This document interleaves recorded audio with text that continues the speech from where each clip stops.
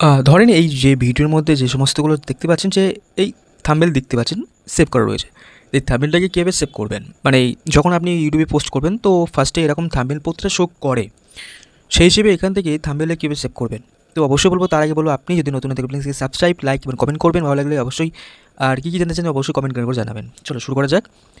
প্রথমে আসবে নিজের যে কোনো একটা এডিটিং অ্যাপে, শর্টে আমি ইনশর্টে আসলাম। তো এটা আমার একটা ফার্স্টেই আমার ভিডিওতে এডিটিং করা রয়েছে, সে সমস্ত আমি আবার দেখিয়ে দিচ্ছি এখানটায়। ধরুন আমি ভিডিওটা এডিটিং করেছি, এটা এডিটিং করার পরে এটা হচ্ছে রিলস ভিডিও। তো এটা আমি সেভ করেছি। তো আমি সেভ করে আমি পোস্ট করবো যখন, তখন ওরকম থাম্বনেল রাখবো কী করে? তো আপনি এটা কাজ করবেন যে এই সমস্ত কোনো ফটো ভিডিও করার পরে শেষে দেখবেন এই যে এটা আমার একটা পিক দিয়েছি। তো আমি দেখিয়ে দিচ্ছি। আমি প্লে করলাম, এই যে এই পিকটা শো করছে, এই শো করলো। ব্যাস এই শোটা করছে, দেখতে পাচ্ছেন যে এই ফটোটা আমি থাম্বনেলটা দিয়েছি।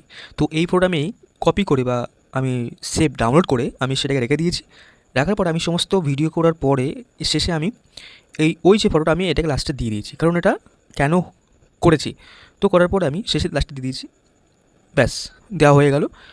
তো এখানে এক্সপার্ট করব, এই যে উপরে দেখতে পাচ্ছেন এক্সপার্টটা।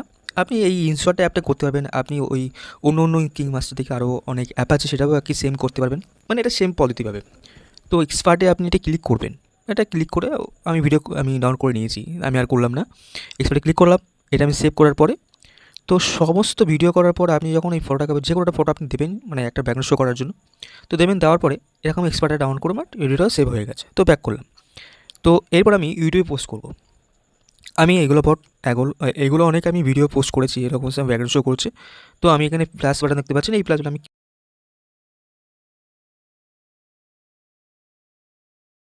নেক্সট করব। এই যে সামনে শো করছে।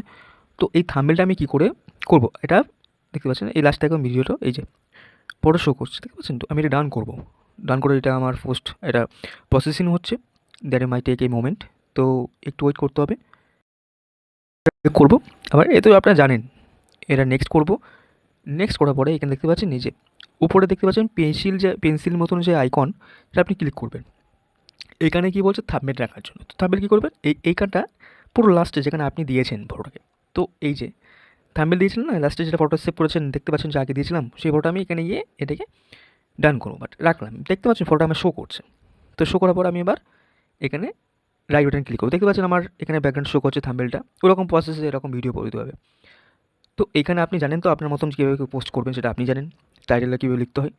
তো এইটা হলো আপনার প্রসেসিং। তো কীভাবে মানে ভিডিওর মধ্যে কীভাবে থাম্বনেল রাখতে হয় এই রিল ভিডিওর মধ্যে। তো এই হলো থাম্বনেল কীভাবে রাখতে হয়। আসলে বুঝতে পেরেছেন তাহলে? তো লাইক এবং আমাদের সাবস্ক্রাইব সাথে থাকবেন। আর